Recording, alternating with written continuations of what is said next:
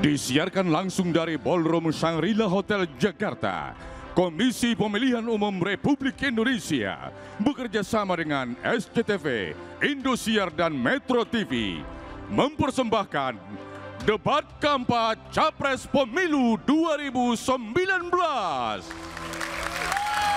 Dan debat malam ini dipandu oleh moderator Zulfikar Nagy dan Retno Pinasti.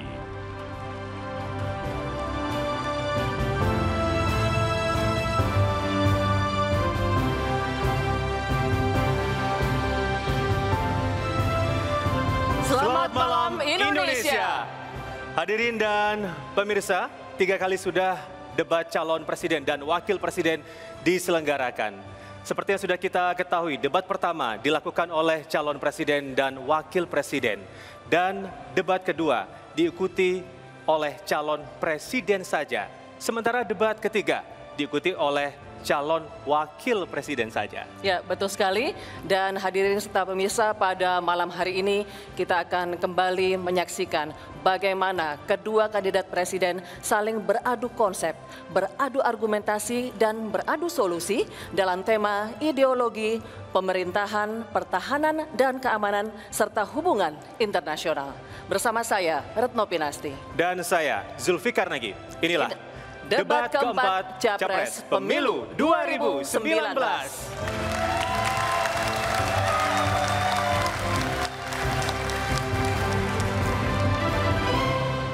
Baik hadirin dan pemirsa, debat keempat pada malam hari ini diselenggarakan oleh Komisi Pemilihan Umum Republik Indonesia bekerja sama dengan SCTV, Indosiar, dan Metro TV sebagai media penyelenggara.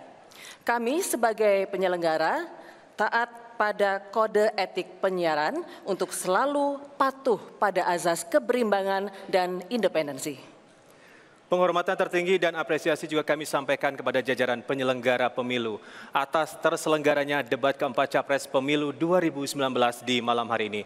Dan untuk itu, dengan hormat, kami undang ke atas panggung Ketua Komisi Pemilihan Umum Republik Indonesia, Bapak Arief Budiman.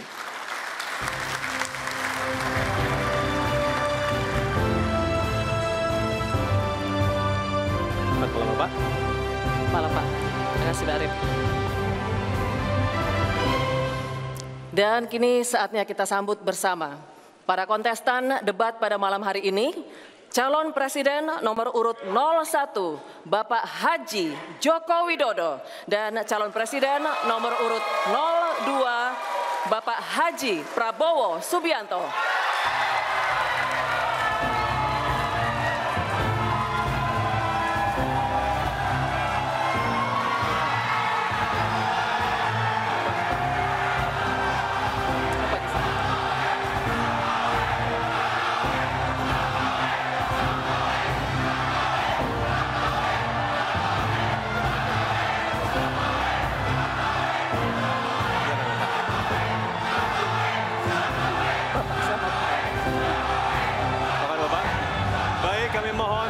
Pendukung Capres 01 maupun pendukung Capres 02, kita baru saja mulai, nanti ada kesempatannya untuk memberikan yel-yel ataupun memberikan dukungan untuk Capres masing-masing.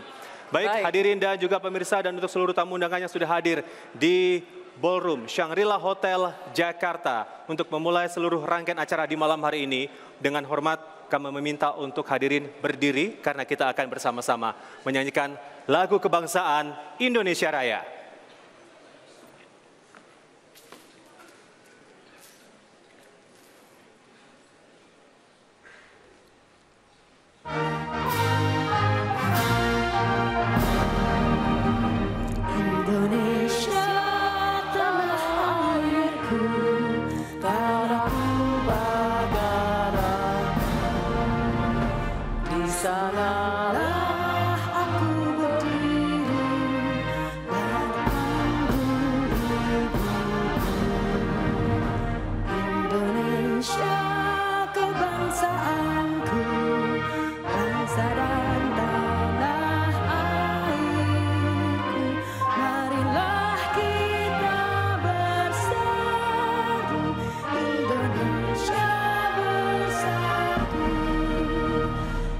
Hiduplah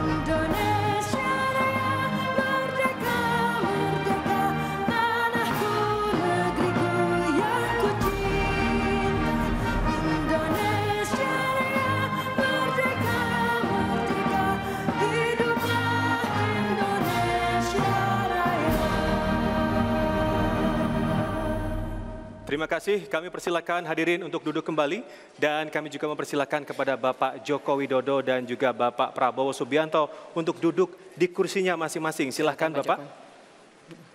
Terima kasih. Baik, hadirin dan pemirsa, selanjutnya akan kita ikuti bersama sambutan dari Ketua Komisi Pemilihan Umum Republik Indonesia, Bapak Arief Budiman. Kami persilakan Bapak.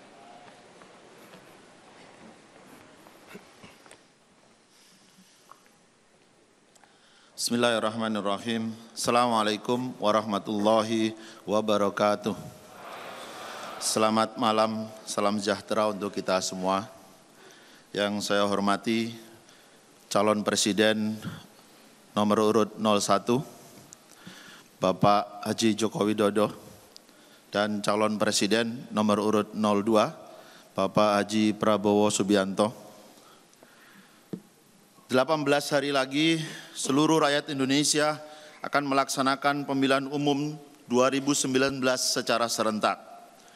Rangkaian pelaksanaan tahapan kegiatan pemilu tahun 2019 telah dilaksanakan lebih dari 18 bulan.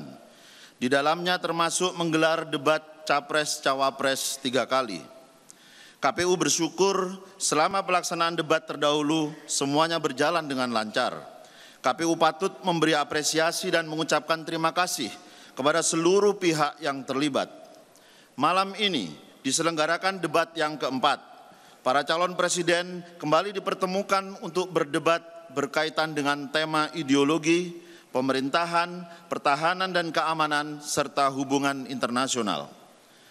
Semoga dengan adanya kegiatan debat ini, para pemilih semakin mengenal pasangan calon presiden pilihannya. Sebagai penyelenggara pemilu, KPU siap menyelenggarakan seluruh tahapan pemilu dengan luber dan jurdil. Dan tentu saja, para peserta pemilu juga diharapkan bisa berkompetisi secara jujur dan adil. Kepada seluruh hadirin dan pemirsa dimanapun Anda berada, selamat menyaksikan debat keempat calon presiden pemilu 2019. Pemilih berdaulat, negara kuat. Billahi taufiq wal hidayah. Assalamualaikum warahmatullahi wabarakatuh. Baik, terima kasih Bapak Arief Budiman atas sambutannya. Kami persilakan untuk kembali ke tempat duduk. Hadirin dan pemirsa, sebelum kita mulai debat pada malam hari ini, terlebih dahulu akan kita lihat tata tertib yang telah kita sepakati bersama, baik untuk kedua peserta maupun untuk para pendukung yang berada di sini. Inilah tata tertibnya. Tata tertib debat keempat Capres Pilpres 2019 untuk calon presiden. 1. Debat terbuka dengan tema ideologi, pemerintahan, pertahanan dan keamanan, dan hubungan internasional. Dipandu moderator yang dipilih KPU. 2. Pertanyaan kandidat dibatasi seputar visi misi yang berkaitan dengan tema debat keempat Capres dan tidak menyerang personal.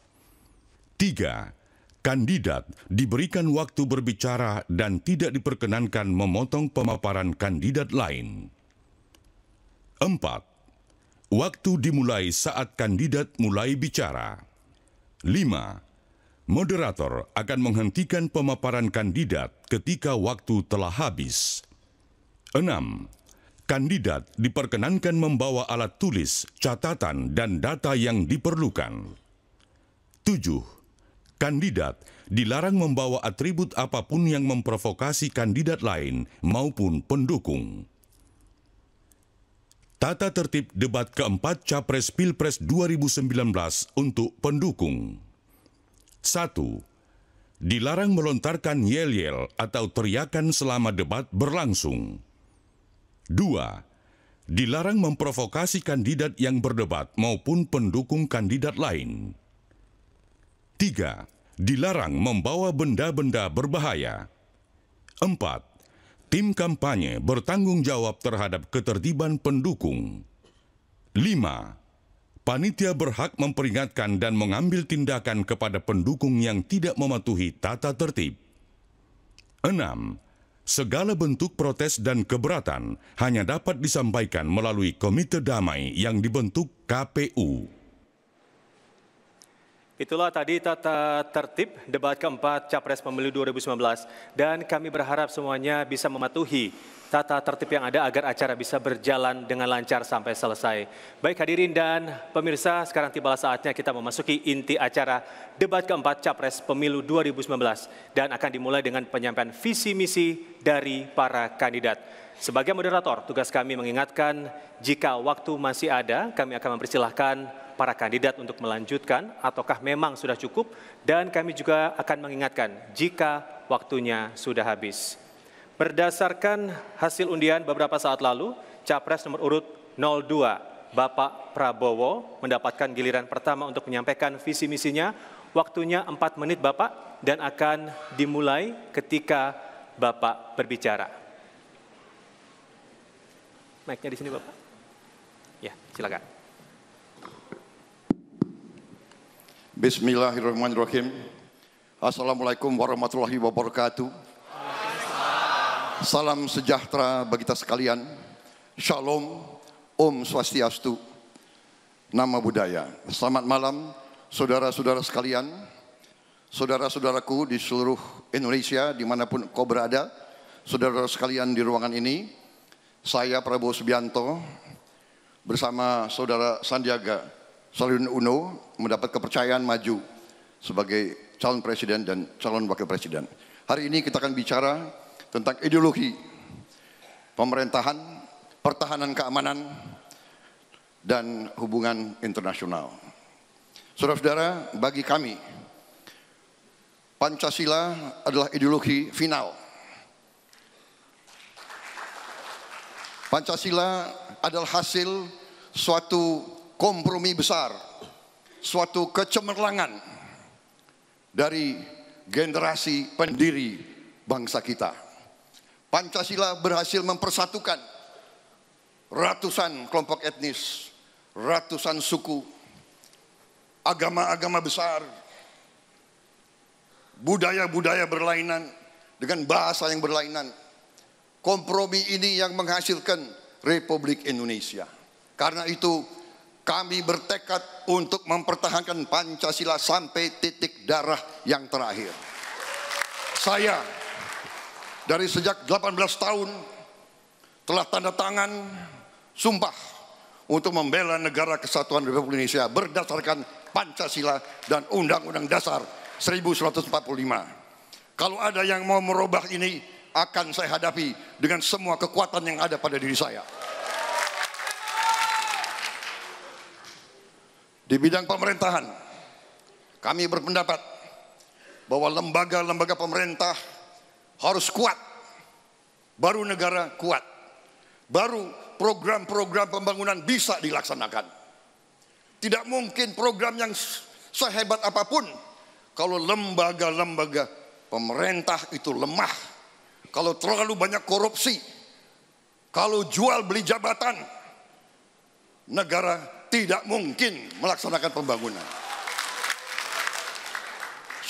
Kami berpendapat bahwa kalau kami menerima mandat, kami akan membersihkan lembaga-lembaga pemerintah, kami akan memperkuat lembaga-lembaga pemerintah, kami akan perbaiki seluruh kehidupan, kualitas hidup seluruh aparat pemerintah, supaya kita akan menghilangkan sekuat tenaga korupsi yang ada di Republik ini.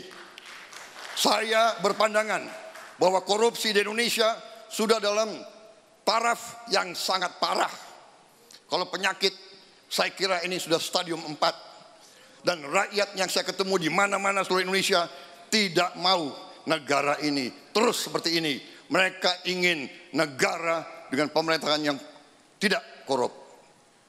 Di bidang pertahanan keamanan, kita terlalu lemah. Anggaran kita terlalu kecil. Ini akan kita perbaiki. Kemudian di bidang hubungan internasional, kita menganut 1000 kawan terlalu sedikit, 1 lawan terlalu banyak. Kita akan baik dengan semua negara, dengan semua kekuatan di seluruh dunia. Kita akan baik, kita akan mencari hubungan yang saling menguntungkan, tapi juga kita akan mempertahankan dan membela rakyat kita yang utama. Bagi kita, membela rakyat adalah kehormatan yang sangat mulia. Demikian yang ingin saya sampaikan dan kami bertekad menuju Indonesia Waktunya menang. habis, Baik, Bapak. terima kasih Bapak Prabowo Subianto. Mohon tenang. Kami mohon para pendukung untuk tenang. Dan selanjutnya kami persilakan calon presiden nomor urut 01 Bapak Jokowi untuk menyampaikan visi dan misinya. Kami mohon tenang. Waktunya sama Pak Jokowi 4 menit dimulai saat Bapak berbicara. Bismillahirrahmanirrahim. Assalamualaikum warahmatullahi wabarakatuh. Selamat malam, salam sejahtera bagi kita semuanya.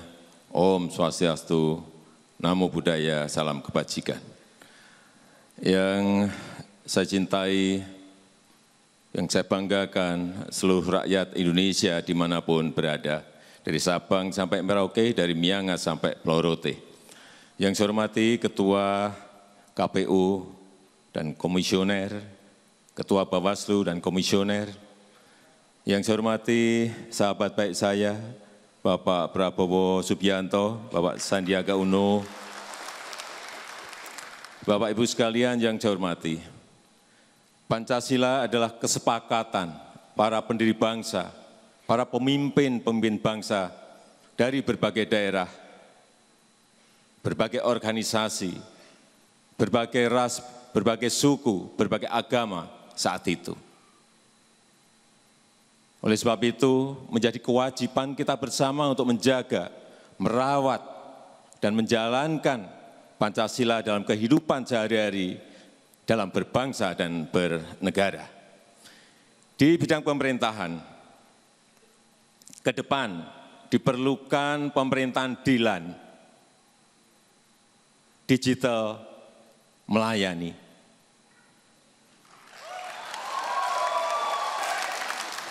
Oleh sebab itu, diperlukan reformasi dalam pelayanan publik lewat elektronik. Yang kedua, diperlukan penajaman dan penyederhanaan kelembagaan. Yang ketiga, diperlukan peningkatan kualitas SDM aparatur kita. Dan yang keempat, diperlukan reformasi tata kelola. Yang ketiga di bidang pertahanan, peningkatan kualitas SDM, pengembangan kualitas SDM TNI sangat diperlukan, mutlak diperlukan, terutama dalam hal penguasaan teknologi persenjataan dan cyber. Karena ke depan perangnya adalah perang teknologi. Oleh sebab itu, pembangunan alutsista di dalam negeri sangat diperlukan. Kalau kita belum mampu, kita bisa melakukan joint produksi dengan negara-negara lain. Di bidang politik luar negeri, kita tahu situasi dunia saat ini penuh dengan ketidakpastian.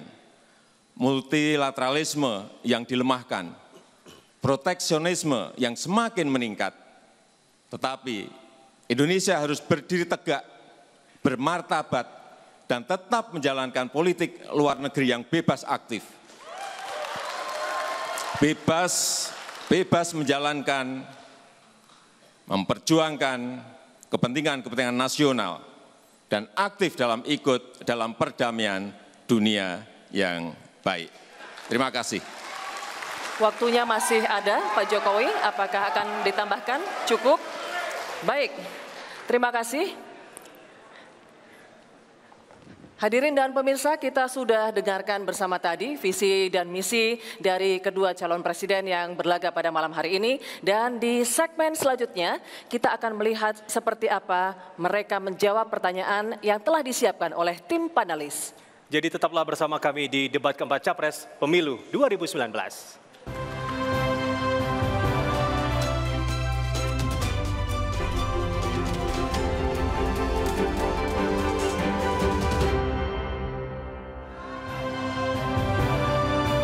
Anda masih menyaksikan debat keempat Capres Pemilu 2019 Dan saat ini kita memasuki segmen 2, di mana segmen ini masing-masing kandidat akan menjawab pertanyaan dari panelis. Tidak hanya menjawab saja, mereka juga bisa saling menanggapi jawaban dari masing-masing capres.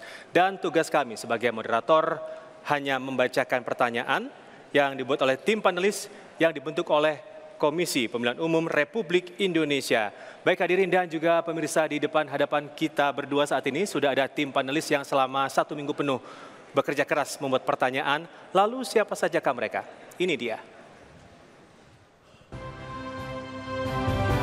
Dr. Valina Singka Subekti, MSI, akademisi, pengajar Departemen Ilmu FISIP Universitas Indonesia.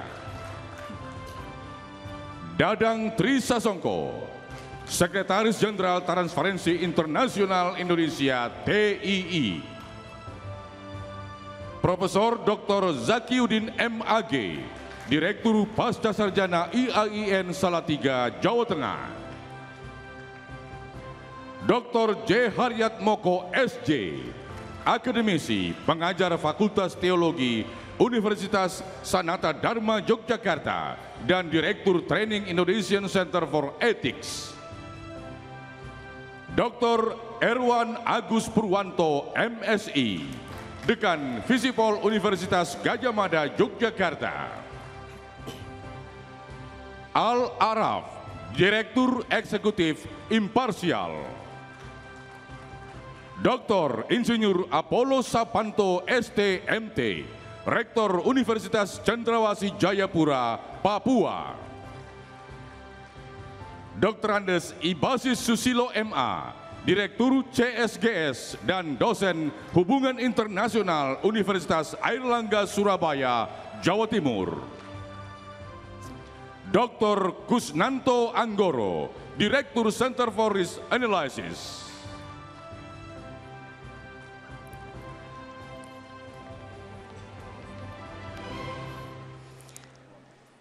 Baik hadirin dan pemirsa, itulah tadi ke-9 panelis yang telah bekerja keras untuk merumuskan pertanyaan pada malam hari ini.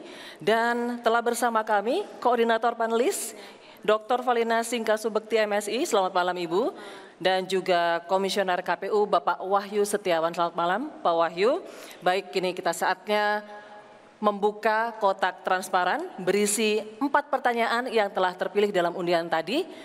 Kami persilakan Bapak Ibu. Silakan Bapak. Ya hadirin, kami informasikan bahwa pertanyaan tadi telah diundi sebelumnya dan disaksikan oleh TKN 01 serta BPN 02. Kami persilakan Pak Wahyu untuk menunjukkan kunci gemboknya. Silakan Bapak. Masih disimpan rapat oleh Pak Wahyu sejak pengundian tadi. Dan pertanyaan ini hadirin serta pemirsa bersifat rahasia, hanya diketahui oleh para panelis saja. Ini kuncinya. Baik, Pak Wahyu kami persilakan untuk membuka gembok kotak berisi pertanyaan ini. Diperlihatkan. Ya, ada 4 pertanyaan yang terpilih dalam undian tadi. Mohon diperlihatkan Bapak. Ideologi masih dalam kondisi tersegel. Baik. Kemudian pemerintahan juga masih dalam kondisi tersegel Bapak Ibu. Ya, amplop yang ketiga, kategori pertahanan dan keamanan, juga masih dalam kondisi rapat tersegel. Kemudian yang terakhir, pertanyaan untuk kategori hubungan internasional, masih dalam kondisi tersegel juga. Terima kasih Pak Wahyu. Mohon berkenan diletakkan kembali, ya urutannya, untuk nanti kami bacakan. Terima kasih Bapak Wahyu Setiawan dan Ibu Valina. Tidak, nanti akan kami bacakan. Terima kasih Bapak Ibu, kami persilakan untuk kembali ke tempat duduk.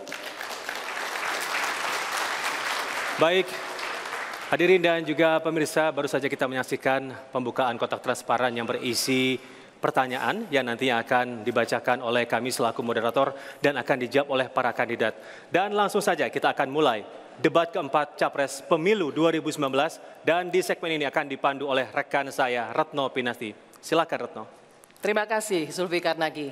Baik, hadirin dan pemirsa, kita akan mulai debat pada malam hari ini dengan tema ideologi. Bapak-bapak, saya akan mengambil amplop tema ideologi yang terpilih dalam pengundian tadi adalah amplop B. Dapat kita saksikan bersama, kondisinya masih tersegel. Dan saya ingatkan kembali, di segmen ini para capres akan menjawab pertanyaan dari tim panelis yang berada di dalam amplop ini. Dan kemudian juga diberi kesempatan untuk saling menanggapi jawaban masing-masing. Pertanyaan panelis ini Bapak-bapak akan saya bacakan sebanyak 1 kali, tidak akan diulangi kembali. Dan saya ingatkan waktu untuk menjawab adalah 2 menit nanti di saat Bapak-bapak berbicara. Kami sebagai moderator akan mengingatkan jika durasi masih tersisa dan kami juga akan mengingatkan jika waktunya habis. Baik Bapak-bapak, kita buka amplop untuk tema ideologi. Bismillahirrahmanirrahim.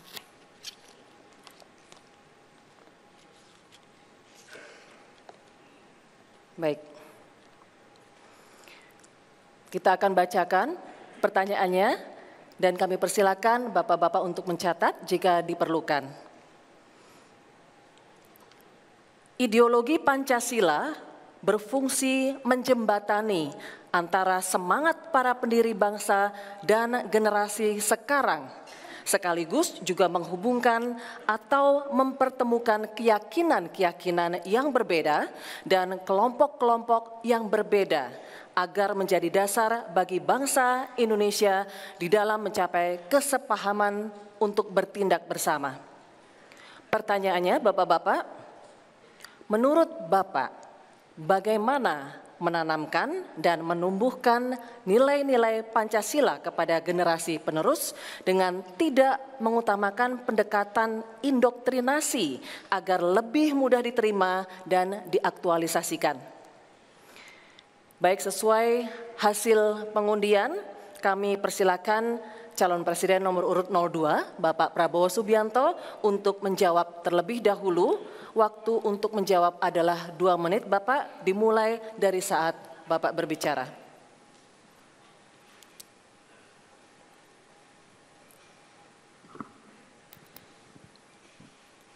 Baik, pertanyaan bagaimana kita menanamkan Pancasila di masyarakat kita tanpa pendekatan indoktrinasi.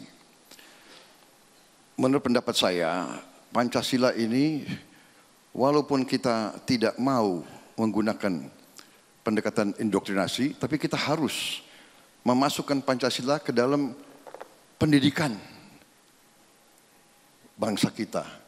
Pendidikan dari kecil, dari awal, dari usia dini, taman kanak-kanak, SD, SMP, SMA, harus dimasukkan dalam edukasi, bukan indoktrinasi, tapi dalam pendidikan, dalam kurikulum.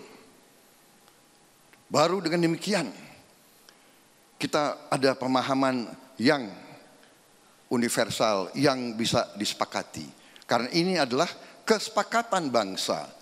Ini adalah yang menjadikan kita negara merdeka. Jadi generasi penerus harus mengerti dari mana datangnya Republik Indonesia. Walaupun tidak bersifat indoktrinasi, tapi harus bersifat edukatif, harus dimasukkan ke dalam program pendidikan. Seterusnya sampai pendidikan lanjut S1, S2, S3. Ini pandangan saya.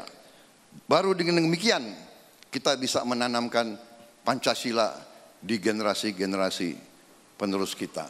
Dan terutama para pemimpin harus memberi contoh, mempersatukan, menyejukkan, memberi contoh dalam masalah edukasi ini. Dalam memilih orang, tidak boleh mandang suku, agama, ras.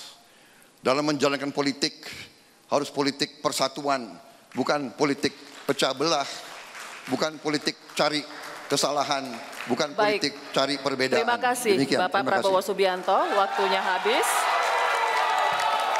Mohon tenang pendukung Capres 02, nanti ada waktunya sendiri. Terima kasih.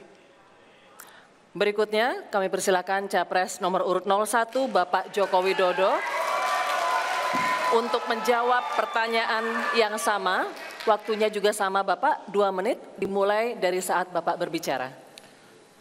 Tadi di depan sudah saya sampaikan bahwa Pancasila adalah kesepakatan para pemimpin bangsa dari berbagai suku, agama, ras, golongan, dari berbagai daerah, dari berbagai organisasi.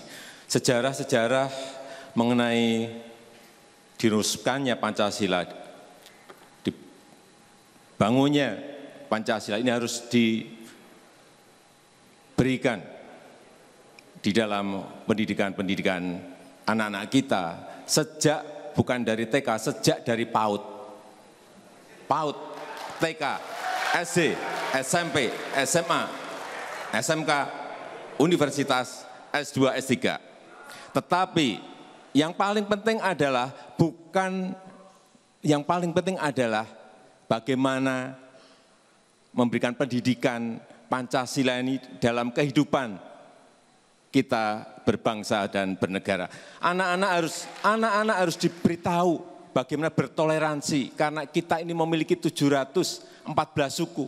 Anak-anak juga harus diberitahu bagaimana berkawan dengan saudara-saudara kita sebangsa dan setanah air yang memiliki lebih dari 1.100 bahasa daerah yang berbeda-beda. Anak-anak juga harus diberitahu bagaimana bertoleransi, karena kita ini berbeda-beda agama. Kehidupan sehari-hari, dalam kehidupan sehari-hari seperti itulah sebetulnya yang ingin terus kita lakukan pendidikan. Dan kita telah membentuk Badan Pembinaan Ideologi Pancasila, tetapi ini harus kekinian, bukan indoktrinasi lagi, harus kekinian. Bisa dilakukan lewat visual-visual baik yang ada di Facebook, baik yang ada di Instagram, baik yang ada di Twitter, dengan cara-cara sehingga relevansi antara Pancasila dan anak-anak muda ini bisa sambung. Baik, terima kasih. Terima kasih Pak Jokowi. Baik, mohon tenang, pendukung Capres 01, mohon tenang. Boleh mohon tenang pendukung Capres 01 karena kita masih akan melanjutkan. Baik, kita lanjutkan kembali. Kini giliran Capres 02 Bapak Prabowo Subianto untuk menanggapi jawaban dari Capres 01. Waktunya 1,5 menit Bapak, dimulai dari saat Bapak berbicara.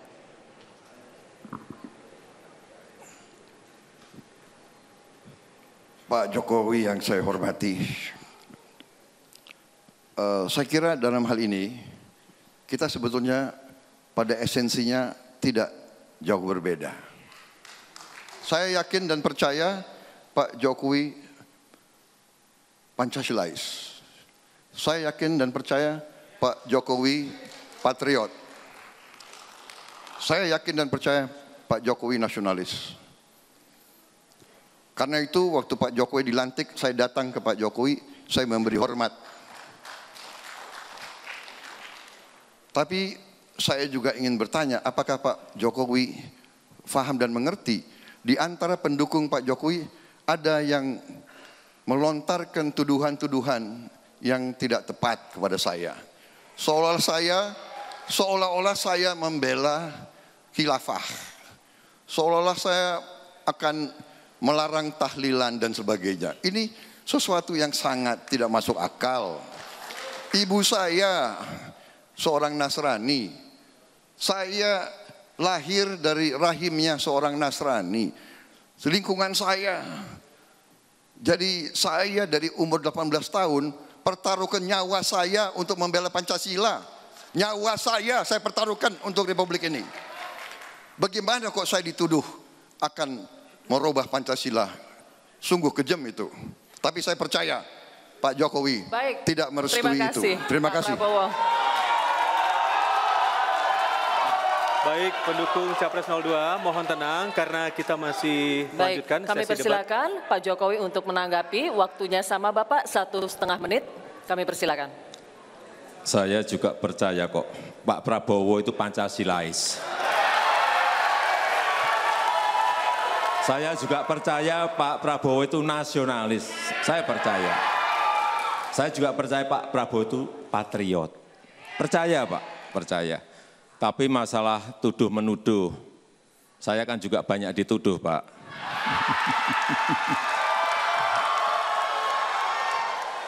4,5 tahun ini saya juga dituduh Pak Jokowi itu PKI. Ada yang menuduh seperti itu. Saya juga biasa-biasa saja, nggak pernah saya jawab. Yang paling penting, marilah kita bersama-sama membumikan Pancasila, sehingga dalam kehidupan sehari-hari kita ini pemimpin-pemimpin bisa memberikan contoh-contoh yang baik. Tidak saling menghujat, tidak saling menghina, tidak saling meremehkan, tidak saling menjelekkan. Yang itu sekarang ini kita lihat, saya ngomong apa adanya di politikus-politikus kita. Kenapa tidak memberikan contoh-contoh yang baik? Bagaimana sopan santun, tata krama, saling bertoleransi, saling berkawan, saling bersahabat. Kenapa tidak seperti itu yang kita lakukan? Sehingga contoh kepada anak-anak muda bisa kita Terima kasih berikan Bapak yang Joko baik. Widodo. Waktunya sudah habis. Telah dijawab oleh kedua kandidat. Pertanyaan dari panelis dengan tema ideologi, dan kini kita akan bergeser ke tema kedua, yakni tema pemerintahan. Saya akan kembali mengambil amplop dari dalam kotak. Untuk tema pemerintahan, yang terpilih dalam undian tadi adalah amplop A. Dapat Bapak Ibu saksikan masih dalam kondisi tersegel. Dan sebelum kami mulai membacakan pertanyaan tema pemerintahan ini, kami akan ingatkan kembali Bapak-Bapak, waktu untuk menjawab adalah 2 menit, dimulai saat Bapak-Bapak berbicara, dan kami sebagai moderator akan mengingatkan jika masih ada durasi, dan begitu pula jika waktunya sudah habis. Kita akan buka amplop berisi pertanyaan dengan tema pemerintahan.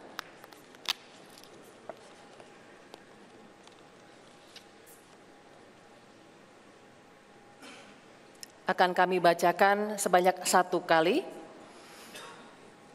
Dalam menghadapi tantangan revolusi industri 4.0, pemerintah perlu memanfaatkan teknologi informasi untuk dapat membangun tata kelola pemerintahan berbasis teknologi informasi atau electronic government.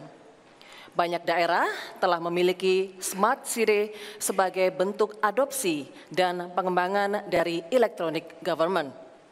Pertanyaannya, bagaimana visi dan strategi Bapak-Bapak dalam memanfaatkan keberadaan Smart City dan electronic government agar pelayanan publik semakin responsif dan relevan dengan kebutuhan masyarakat dan mampu meningkatkan keunggulan kompetitif bangsa Indonesia?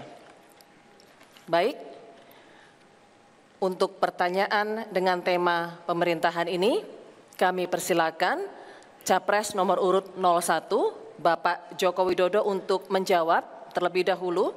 Waktu untuk menjawab sama 2 menit Bapak, dimulai dari saat Bapak berbicara.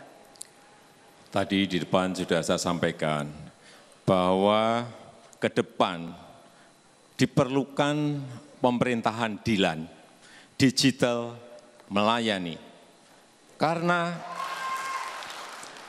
yang namanya pelayanan bukan hanya melayani, tapi kecepatan itu sangat diperlukan. Sehingga diperlukan yang pertama, yang namanya reformasi dalam bidang pelayanan, lewat pelayanan yang berbasis elektronik. E-government, e-procurement, e-budgeting, sangat diperlukan dalam menyiapkan era digital ke depan. Yang kedua juga penyederhanaan dan penajaman kelembagaan. Tidak perlu banyak-banyak lembaga kita ini. Di dalam pemerintahan 4,5 tahun ini telah kita bubarkan 23 lembaga yang ada. Agar lebih ramping, lembaga lebih ramping, lebih lincah, gampang memutuskan dan tidak berbelit-belit. Yang ketiga diperlukan peningkatan kualitas aparatur ASN kita. Sehingga bisa mereka semuanya melayani dengan cepat. Semuanya pelayanan berbasis elektronik. Dan yang keempat, kita melakukan yang namanya reformasi tata kelola. Manajemen semuanya harus disimpelkan, disederhanakan, tidak bertele-tele. Lembaga-lembaga yang tidak perlu saya kira perlu kita bubarkan. Kita tadi sudah saya sampaikan 23, kalau perlu itu ditambah, kalau memang ada lembaga-lembaga yang justru menghambat, yang menyebabkan pelayanan kita menjadi bertele-tele. Saya rasa pemerintahan ke depan adalah seperti itu. Terima kasih Bapak Joko Widodo. Dan berikutnya kami persilakan Capres nomor urut 02 Bapak Prabowo Subianto untuk menjawab pertanyaan yang sama Bapak. Waktunya juga sama 2 menit. Kami persilakan. Baik, jadi memang teknologi informatika adalah vital bagi pemerintahan dan pemerintah Prabowo Sandi akan mengutamakan penggunaan teknologi informatika ini terutama untuk mencapai transparansi. Jadi segala macam sistem yang baik, tapi kalau tujuannya tidak jelas, maka yang ingin kita capai adalah suatu pemerintahan yang efektif dan bersih dari korupsi. Dan teknologi informatika ini adalah senjata yang sangat efektif untuk mencapai itu. Sebagai contoh untuk meningkatkan kembali rasio pajak kita, kita bisa menegakkan teknologi informatika dan dengan cepat. Sekarang yang rasio pajak itu sudah turun di sekitar 10%, kita akan bisa kembalikan 16%. Dengan demikian kita bisa dapat banyak lagi uang yang dihemat, kemudian bisa kita perbaiki kesejahteraan pemerintah. Terutama perbaiki gaji-gaji dan kualitas hidup pegawai-pegawai aparat pemerintah kita. Jadi demikian yang kita gunakan, teknologi informatika adalah keharusan dan harus kita laksanakan.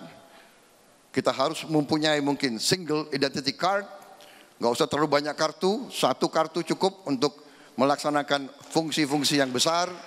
Tapi terutama tujuan pemerintah itu adalah kesejahteraan rakyat. Ini yang harus kita pegang. Teknologi kalau tidak untuk kesejahteraan rakyat, untuk apa? Baik, terima kasih mahal-mahal Pak Prabowo. Dan boros. Waktunya bahkan habis Bapak. Tidak bermanfaat. Terima kasih. Selanjutnya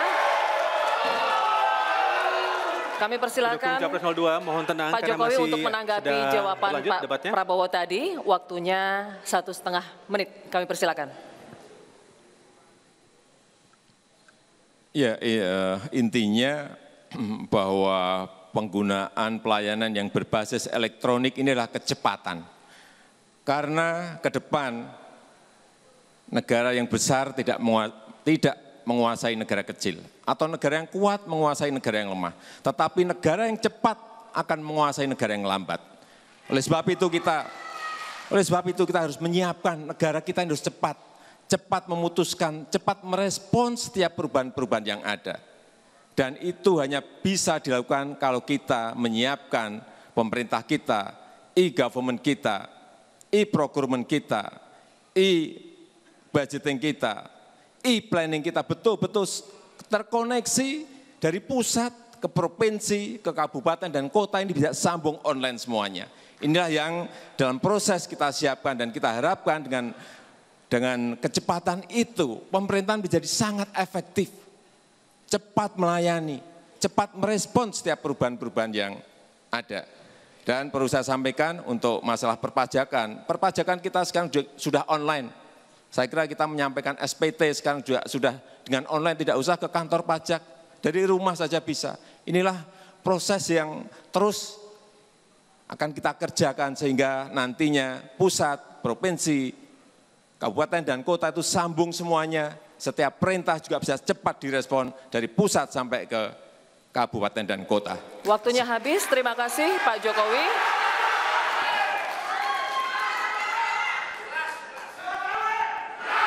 Mohon tenang, pendukung Capres 01.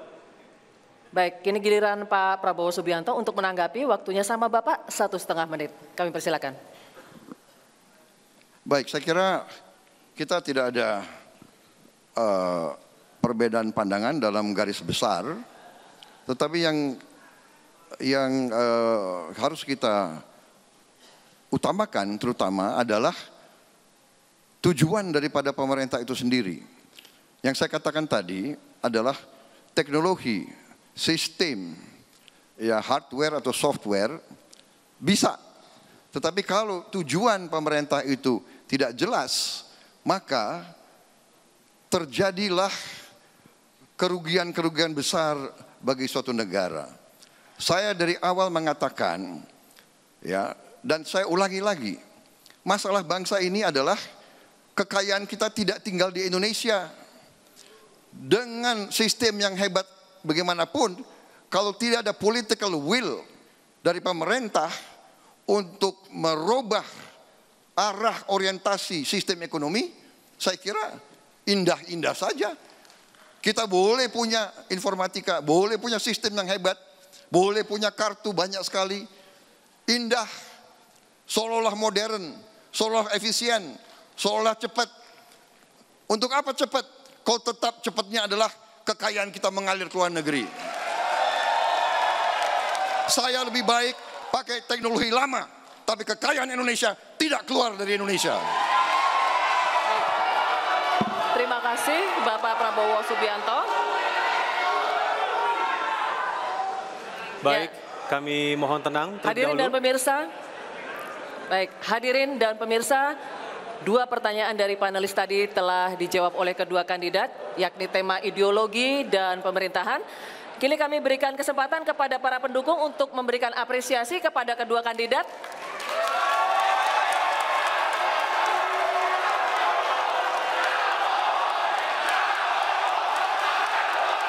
Baik, cukup. Baik, cukup untuk pendukung Capres 01 maupun pendukung Capres 02. Kami mohon tenang kembali. Waktu untuk memberikan apresiasi cukup. Boleh tenang kembali, pendukung Cukup. Capres 01. Terima kasih. Terima kasih. Kita akan Dan juga pendukung lanjutkan Capres kembali. 02. Baik, kita lanjutkan kembali. Hadirin dan pemirsa, di segmen berikutnya masih ada 2 pertanyaan lagi dari panelis, yakni dengan tema pertahanan dan keamanan serta hubungan internasional. Dan segmen ketiga ini akan dipandu oleh rekan saya Zulfikar Nagy. Karena itu jangan kemana-mana, tetaplah di debat keempat Capres Pemilu 2019.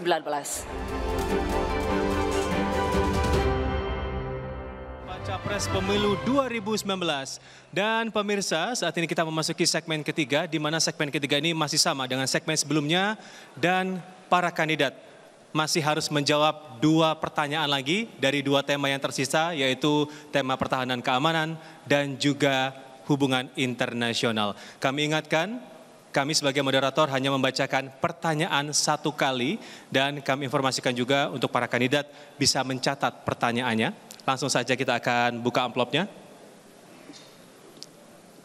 Di sini tema pertahanan dan keamanan mendapatkan amplop C sesuai dengan undian dan masih disegel. Di segmen ketiga ini kesempatan untuk menjawab masih sama dengan segmen sebelumnya. Masing-masing kandidat mendapatkan waktu 2 menit untuk menjawab. Baik, langsung saja kita akan membuka amplopnya.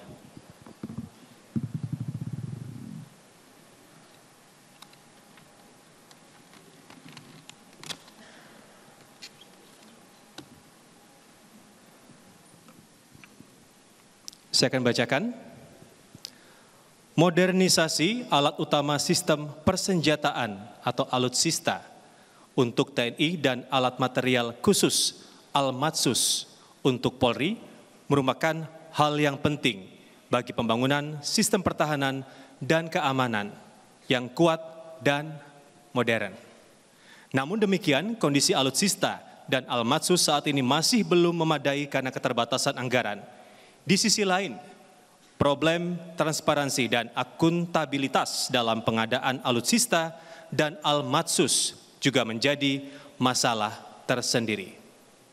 Pertanyaannya, bagaimana strategi dan upaya Bapak untuk memodernisasi alutsista dan Almatsus dengan tetap menjamin transparansi dan akuntabilitas di tengah keterbatasan anggaran negara? Baik, kesempatan pertama untuk menjawab kami berikan kepada calon presiden nomor urut 02, Bapak Prabowo Subianto. Waktunya 2 menit Bapak, ketika Bapak mulai berbicara. Silakan.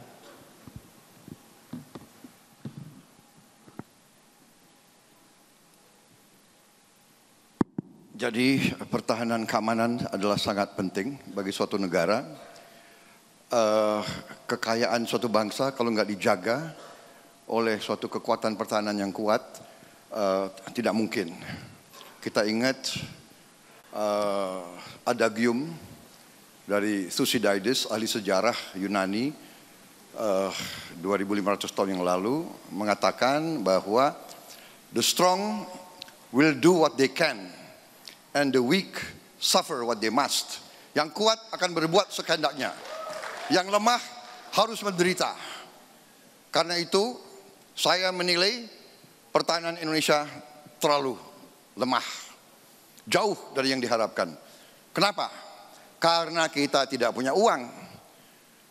Karena itu kita harus menjaga keuangan kita. Kemana keuangan kita? Keuangan kita, kekayaan kita, harta kita tidak tinggal di Indonesia. Karena itu kita lemah. Mau kita diplomasi apa? Ini duta besar di sini. Your Excellencies, welcome. Apakah kita sadar bahwa sebenarnya kita diejek? Dia senyum di depan kita, tapi we have nothing, we have no power. Menteri Pertahanan dulu, Pak Yuwono Sudarsono mengatakan kepada saya, I'm not the Indonesian Minister of Defense. I'm the Indonesian Defenseless Minister. Jadi, bagi saya, kita harus tingkatkan, pertama adalah anggaran pertahanan, tapi untuk itu kita harus membuat sistem, hentikan kebocoran, kurangi korupsi, rubah sistem sehingga kekayaan Indonesia tidak mengalir ke luar negeri. Ini masalah inti. Terima kasih. Kami mohon tenang. Baik,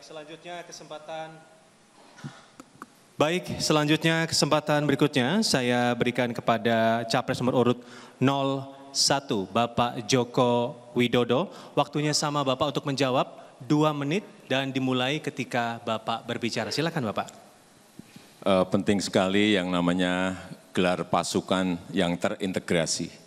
Artinya kita tidak Jawa sentris.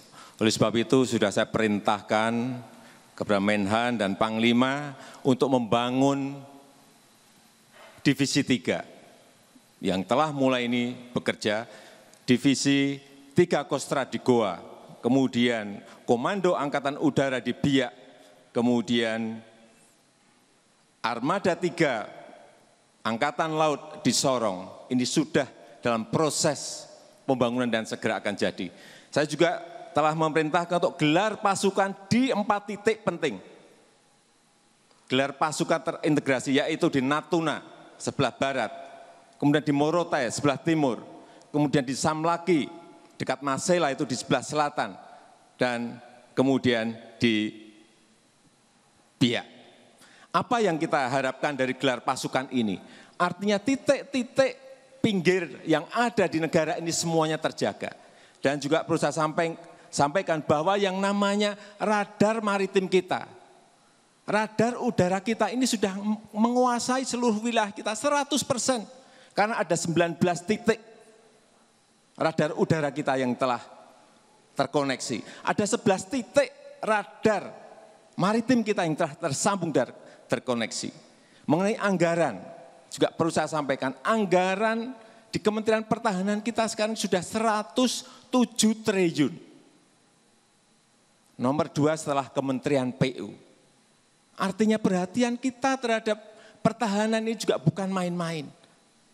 Bahwa masih ada yang proses, ada yang kurang, inilah yang harus kita perbaiki sebagai pemimpin. Saya optimis dengan penguasaan radar udara, radar maritim yang sudah 100%. Siapapun yang masuk ke teritori negara kita akan ketahuan. Akan ketahuan. Terima kasih Bapak. Baik, kita akan lanjutkan untuk Capres nomor urut 02. Silahkan menanggapi jawaban dari Capres 01 Bapak Joko Widodo.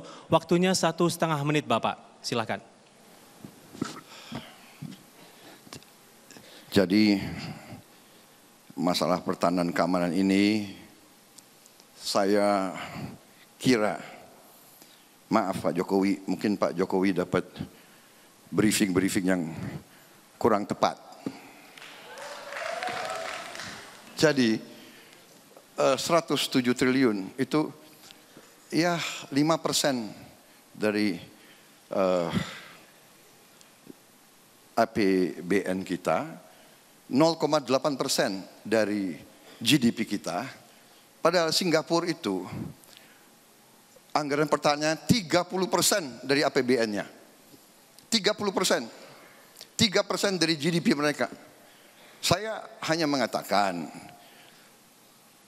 saya pengalaman Pak di tentara, budaya ABS banyak Pak. Kalau ketemu Panglima, siap Pak, aman semua Pak, terkendali Pak, radar cukup Pak. Pak, tidak benar Pak, tidak benar. Jadi itu aja Pak, saya tidak menyalahkan Bapak. Ini budaya Indonesia, ABS, iya ABS. Jadi mohon kita kaji, pertahanan sangat penting. Kita tidak mau mengancam siapapun, tapi kita lemah Pak. Mungkin Menteri Terima Bapak kasih Bapak Prabowo Subianto. sudah beritahu nggak berapa peluru, berapa hari Bapak. peluru kita perang. Sekali lagi cukup, waktunya habis. Terima kasih, baik.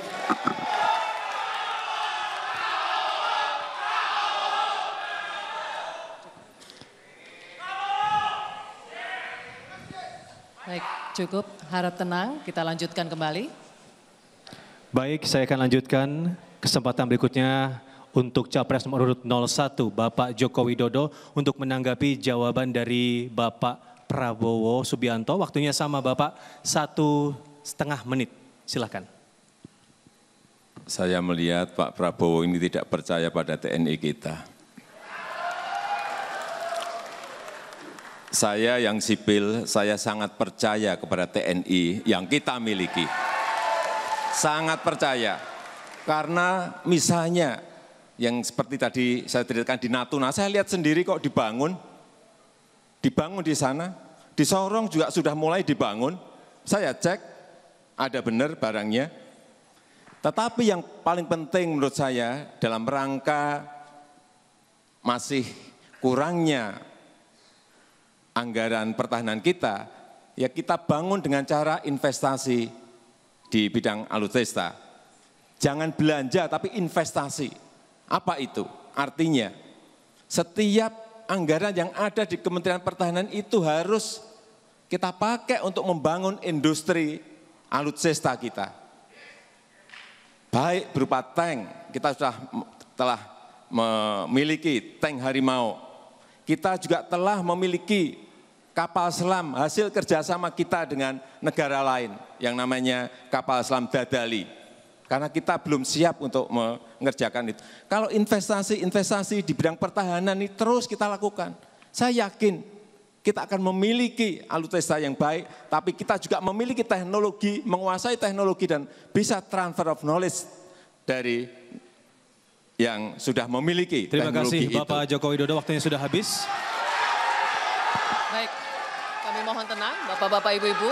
Kita lanjutkan kembali, kami mohon tenang. Terima kasih. Baik, terima kasih.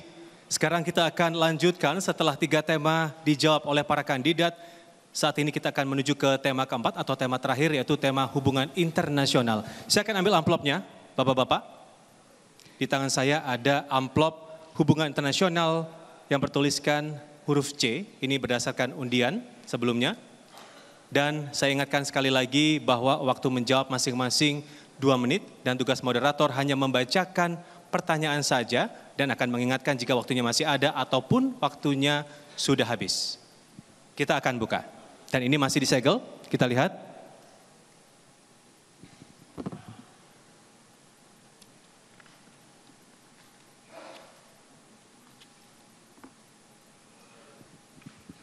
Saya akan bacakan.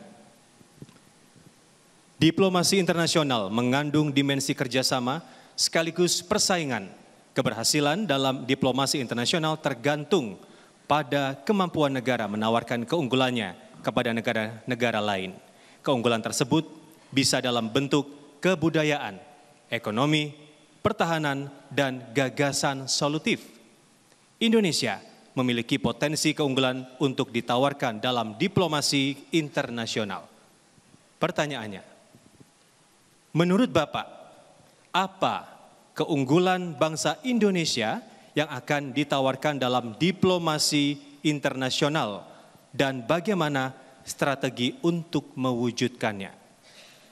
Baik, kesempatan pertama saya berikan untuk calon presiden nomor urut 01 Bapak Joko Widodo untuk menjawab. Waktunya 2 menit, silakan Bapak.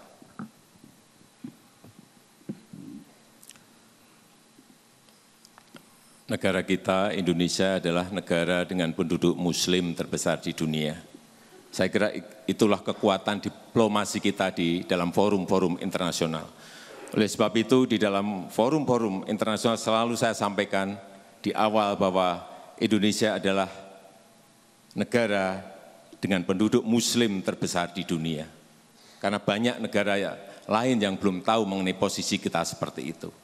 Dengan diplomasi ini, kita sekarang ini diberikan kepercayaan untuk menyelesaikan banyak hal yang berkaitan dengan konflik, dengan perang yang ada di negara-negara lain. Saya berikan contoh misalnya di Rakhine State, kita diminta oleh UN untuk menengahi proses-proses kembalinya para pengungsi dari Kogbasar menuju ke Rakhine State kembali. Kemudian juga di Afghanistan, kita juga diberikan kepercayaan untuk ikut merukunkan, mendamaikan dari faksi-faksi yang berkonflik di sana. Sehingga inilah juga yang menjadi kekuatan karena kita tidak memiliki kepentingan apapun, baik di Rakhine State, baik di Afghanistan, dan di negara-negara lain. Saya kira kekuatan kita sekali lagi, kekuatan kita sebagai negara dengan penduduk muslim terbesar di dunia ini bisa kita jadikan sebagai modal besar bagi kita berdiplomasi dengan negara-negara lain. Termasuk juga dalam kita menawarkan produk-produk dalam perdagangan dengan luar negeri, ekspor. Saya kira ini juga menjadi sebuah kekuatan besar. Potensi-potensi yang ada di negara kita, produk-produk yang memiliki kualitas yang baik, yang masuk ke negara-negara yang memiliki penduduk muslim, ini juga salah satu yang menjadi kekuatan dan Terima potensi kasih negara Bapak Joko kita. Widodo, waktunya sudah habis. Kami persilakan untuk duduk kembali. Kami mohon tenang. Terima kasih. Kami mohon tenang. Ya. Baik, saya akan lanjutkan. Selanjutnya Capres nomor urut 02 untuk berkesempatan menjawab dengan pertanyaan yang sama. Waktunya masih sama Bapak, 2 menit. Dimulai ketika Bapak berbicara. Jadi diplomasi adalah untuk memajukan kepentingan nasional sebuah negara melalui jalan-jalan perundingan dan jalan-jalan pertukaran diplomasi. Tetapi diplomasi tidak bisa hanya dengan menjadi mediator, itu penting. Tetapi ujungnya diplomasi itu harus merupakan bagian dari upaya mempertahankan kepentingan nasional inti sebuah negara. Dan untuk itu diplomasi hanya bisa dan harus di backup oleh kekuatan. Kalau negara kita tidak kuat, dia senyum sama kita. Memang tugasnya diplomat. Sebuah diplomat dibayar untuk menjadi orang baik. Tapi dia tidak segan. Dia hitung kekuatan kita. Pak Jokowi, tolong penasihat militernya. Bukan saya tidak percaya sama TNI.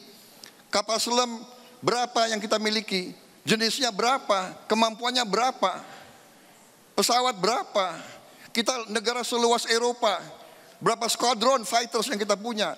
Peluru kendalinya berapa? Pak, diplomasi kalau hanya senyum-senyum menjadi nice guy, ya begitu-begitu saja Pak.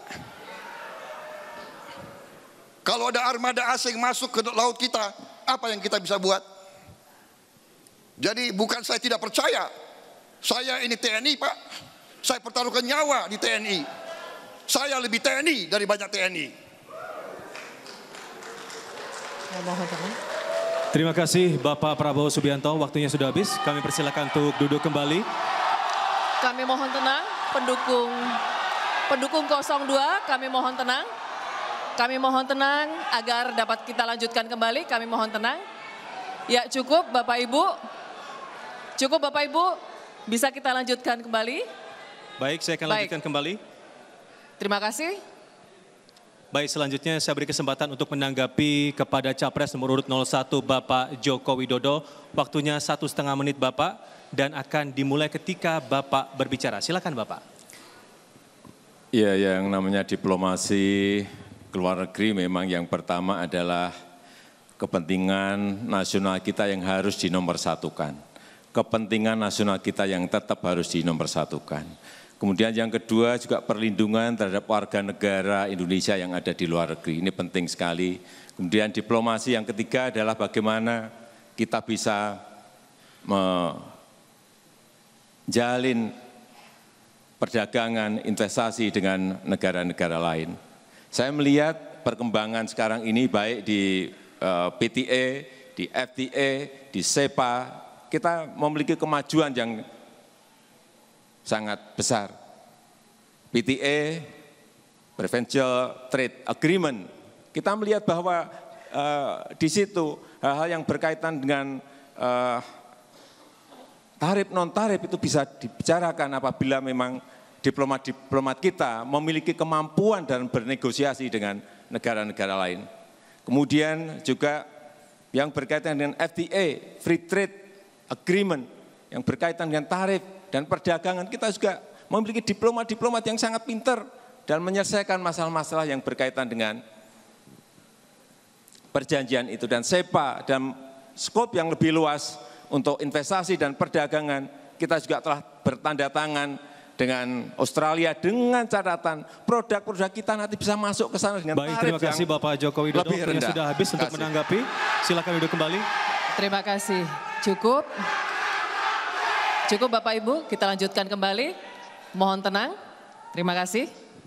Baik, saya akan lanjutkan kepada Capres nomor urut 02 untuk menanggapi. Waktunya masih sama Bapak, 1,5 menit dan dimulai ketika Bapak berbicara. Silakan Bapak Prabowo Subianto.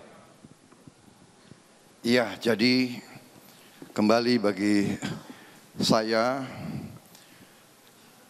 realita bahwa hubungan antara negara tentunya tiap negara harus mempertahankan kepentingan nasionalnya dan ada yang disebut the core national interest. Jadi kepentingan nasional yang inti.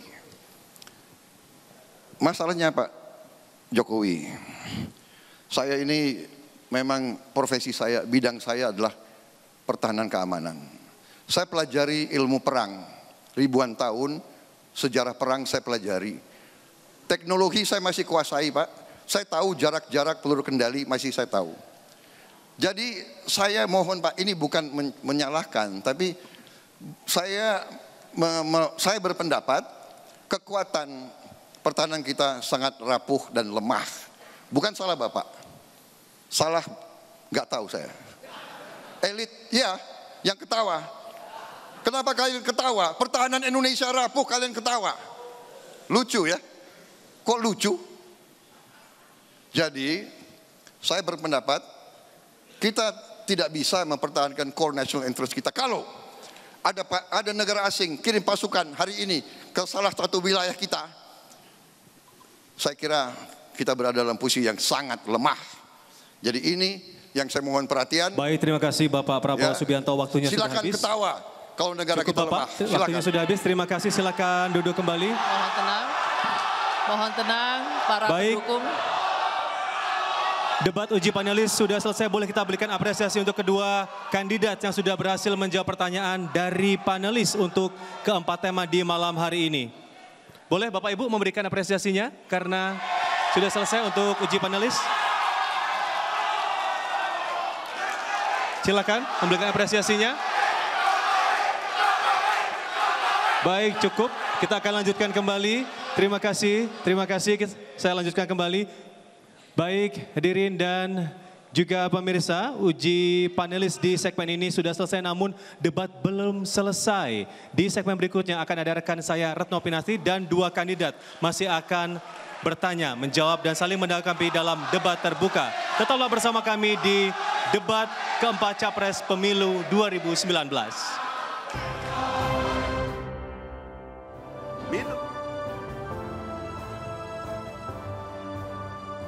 Hadirin dan pemirsa, Anda kembali menyaksikan debat keempat Capres Pemilu 2019 dan kini saatnya kita masuki sesi debat terbuka. Di sesi ini, hadirin dan pemirsa, kedua kandidat dapat mengajukan pertanyaan dan berinteraksi secara langsung. Dan dalam debat terbuka putaran pertama ini, setiap capres mendapat kesempatan yang sama untuk melempar pertanyaan sebagai pembuka debat. Kemudian secara langsung ditanggapi oleh capres yang lain. Demikian seterusnya Bapak-Bapak. Dan durasi untuk kedua capres mengajukan pertanyaan adalah 2 menit. Kemudian untuk menjawab 2 menit dan saling menanggapi masing-masing durasinya 2 menit. Sehingga total durasi untuk putaran pertama debat terbuka kali ini adalah 8 menit. Bapak-bapak, kami sebagai moderator hanya bertugas mengawal jalannya debat agar berjalan dengan tertib dan mengingatkan waktu saat telah habis. Kami ingatkan sekali lagi kepada para capres, Bapak-bapak agar fokus kepada 4 tema kita pada malam hari ini, yakni ideologi, pemerintahan, pertahanan dan keamanan, serta hubungan internasional. Baik. Kedua calon presiden untuk kesempatan pertama berdasarkan hasil pengundian, kami persilakan calon presiden nomor urut 02, Bapak Prabowo Subianto untuk memberikan pertanyaan terbuka. Kami persilakan Bapak, waktunya 2 menit.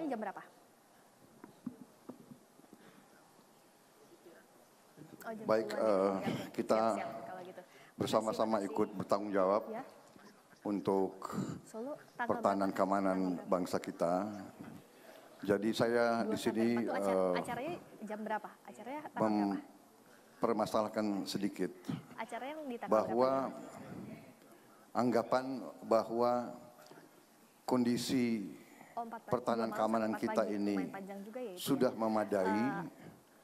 Ini saya bentar, aku cek pertanyakan. Aku WhatsApp ya.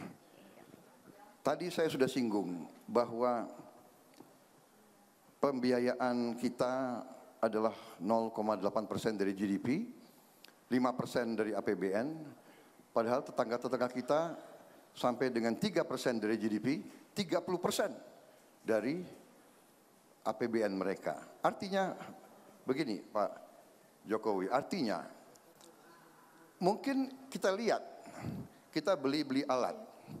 Tetapi kita harus lihat itu kalau dalam pertahanan itu harus kita lihat apple to apple. Kalau dia punya peluru kendali, kalau dia punya umpamanya kapal selam, kita harus tahu kemampuan kapal selam ini, jenisnya ini.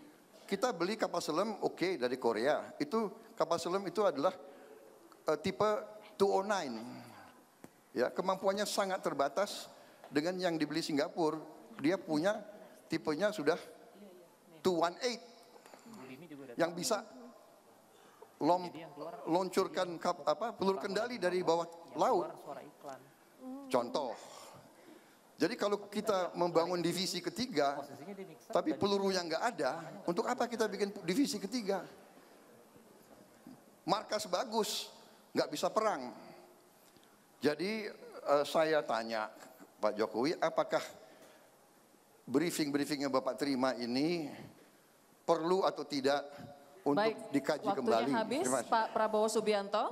Kami persilakan Pak Jokowi untuk langsung menjawab pertanyaan ini. Durasinya 2 menit, Bapak.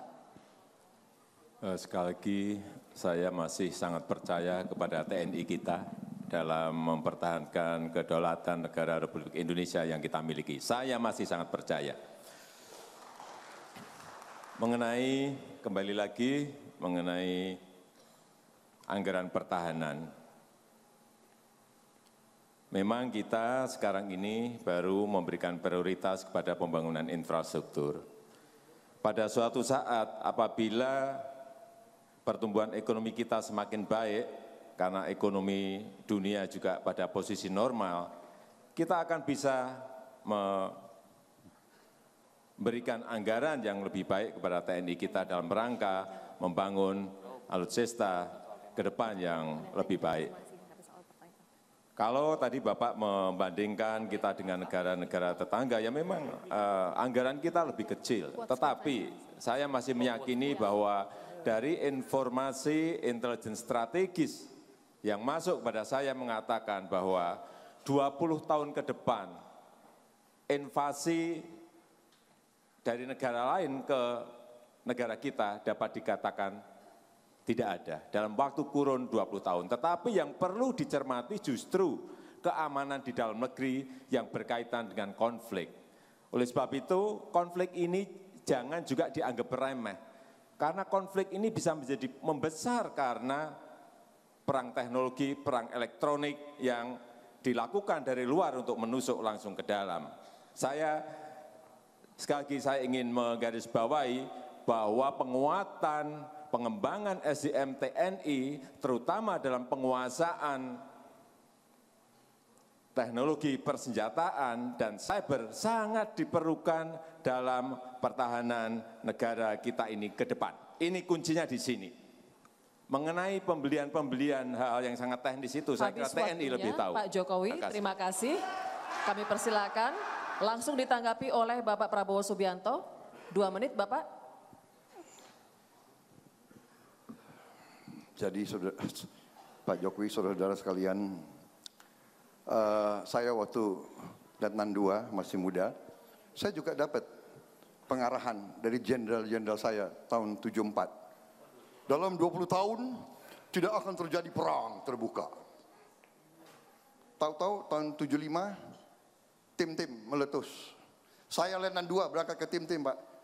Padahal jenderal-jenderal saya memberi pengarahan dalam 20 tahun tidak akan ada perang. Pak, yang memberi briefing kepada Bapak, aduh. Siapa yang memberi briefing itu, Pak?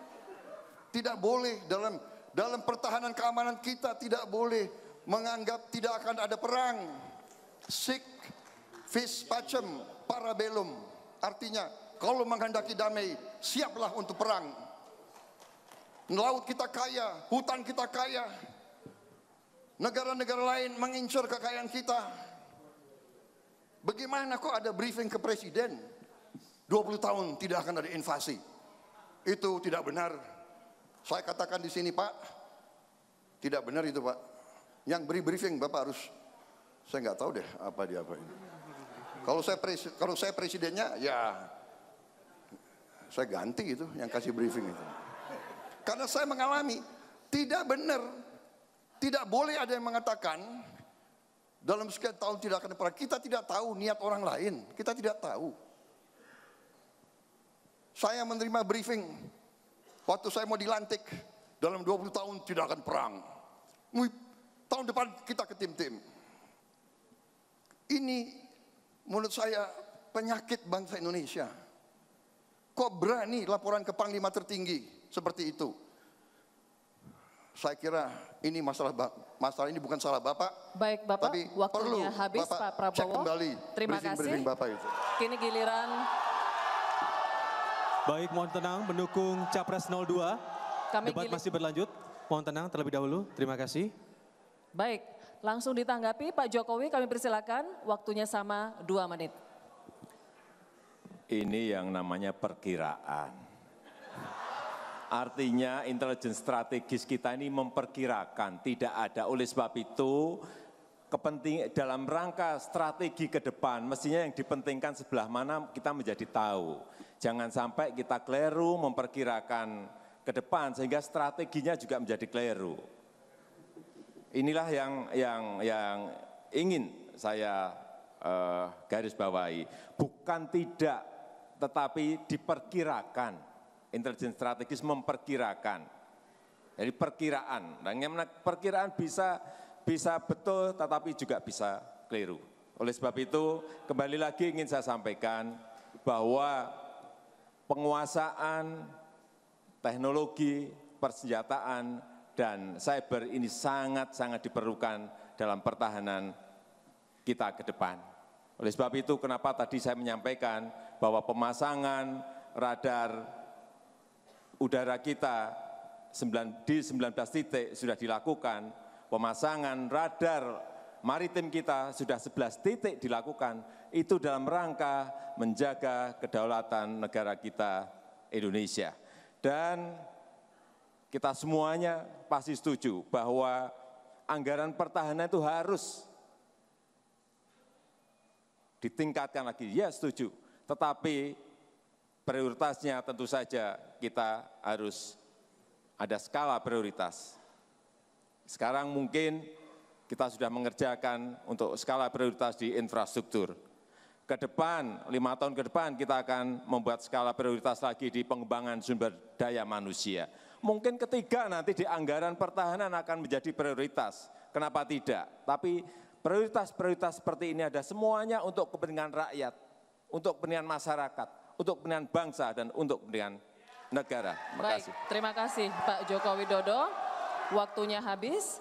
Dan hadirin dan pemirsa, kita telah menyelesaikan debat terbuka putaran pertama. Kini kita bergeser ke debat terbuka putaran yang kedua. Di putaran yang kedua ini, kami akan ingatkan kembali bahwa total waktu dalam debat terbuka sama 8 menit. Dan setiap capres berkesempatan berbicara selama 2 menit. Untuk putaran kedua ini, kita akan berikan giliran pertama kepada capres nomor urut 01, Bapak Joko Widodo, untuk mengajukan pertanyaan kepada capres nomor urut 02. Waktunya 2 menit, kami persilakan.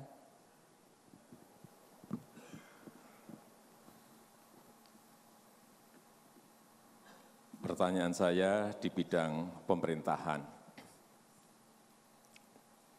Di depan tadi sudah saya sampaikan bahwa ke depan pemerintahan DILAN, digital dan melayani itu sangat diperlukan oleh negara kita Indonesia. Pertanyaan saya, apa pandangan Bapak mengenai mall pelayanan publik? Terima kasih. Masih ada waktu Bapak Jokowi? Cukup? Baik, kami persilakan Bapak Prabowo Subianto untuk menjawab pertanyaan ini. Waktunya 2 menit Bapak, dimulai dari saat Pak Prabowo berbicara.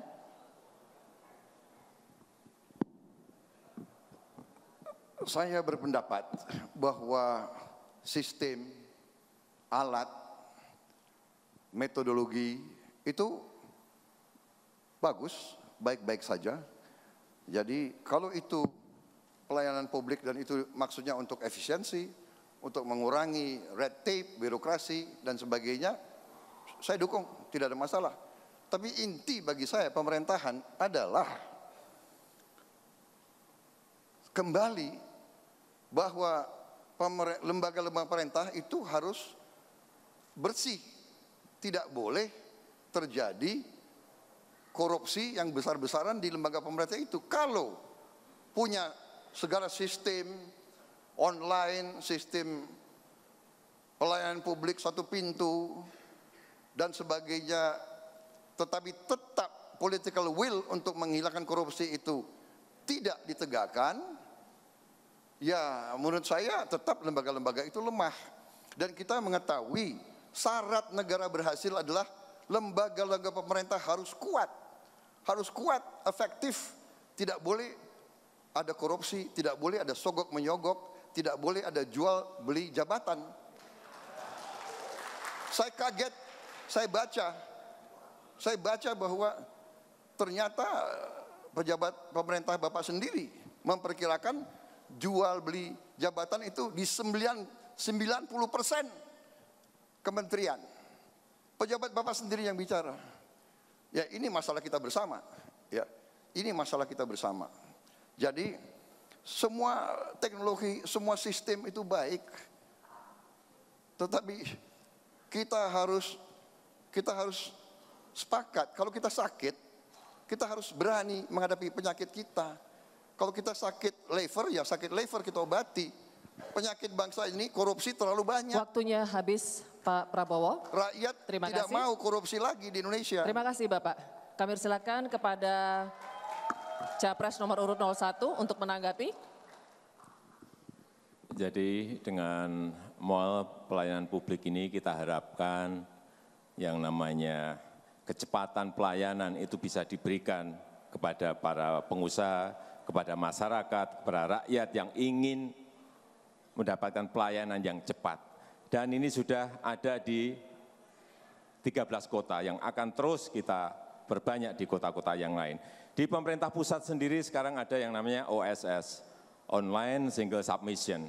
Yang dulunya kalau kita ngurus izin bisa 6 bulan, bisa setahun, sekarang 9 izin bisa keluar dalam waktu 3 jam. Justru dengan cara inilah korupsi itu akan berkurang dan akan hilang. Karena ada transparansi, ada kecepatan, ada sistem yang membangun, yang memagari agar orang-orang yang dulunya bisa bertransaksi untuk keluarnya sebuah izin agar cepat itu bisa terpotong. Dan perlu saya sampaikan kepada Pak Prabowo bahwa korupsi kita di tahun 98 itu negara kita ini terkorup di ASEAN. Indeks persepsi korupsi kita saat itu adalah 20, saya ingat betul. KPK mengatakan ini, 20. 2014 angka kita menjadi lebih baik, menjadi 34. Dan sekarang ini indeks persepsi kita 38. Artinya ada perbaikan terus. Tidak mungkin kita pengen instan langsung membalik jadi bersih semua, enggak. Tapi sistem saya percaya, sistemlah yang akan memperbaiki negara ini. Dengan sistem yang baik, dengan sistem yang cepat, maka korupsi akan semakin berkurang dan nantinya hilang apabila sistem ini menjadi budaya kita. Menjadi sebuah corporate culture. Dan inilah yang kita harapkan dengan pembangunan sistem-sistem online, sistem elektronik, sistem yang berbasis elektronik, yang cepat, yang Waktunya cepat dan habis, cepat. Pak Jokowi, terima kasih. Kami persilakan Pak Prabowo untuk langsung menanggapi, waktunya 2 menit.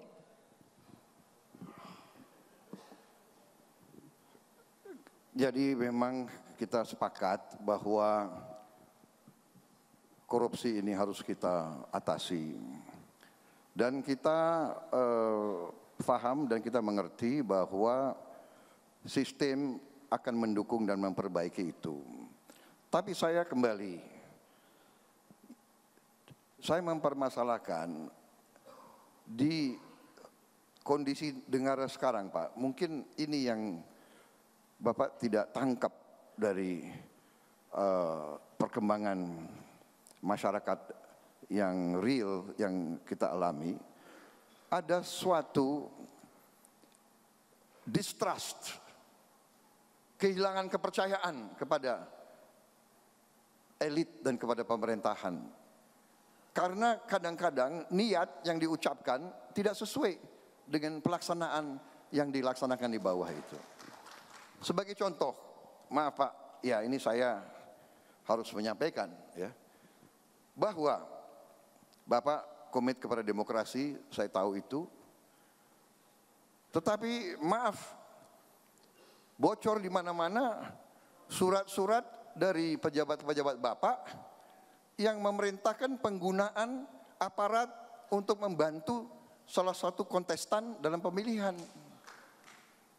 Pak, ini kan tidak sesuai dengan kaidah demokrasi, Pak. Saya khawatir mungkin Bapak tidak paham, di bawah ini banyak ada kepala desa dimasukin penjara, dipanggil, dikasih pengarahan, aparat yang memberi petunjuk, memberi pengarahan. Ini bagaimana dengan sistem sebaik apapun, kalau memang will untuk menjalankan demokrasi tidak dijalankan, menjalankan pemerintahan, saya khawatir distrust ini tambah. Waktunya habis, Pak Prabowo, terima kasih. Baik, kita telah menyelesaikan debat terbuka untuk segmen ini, dan di segmen berikutnya masih ada 2 putaran lagi debat terbuka yang akan dipandu oleh rekan saya Zulfikar Nagy. Karena itu tetaplah bersama debat keempat Capres Pemilu 2019.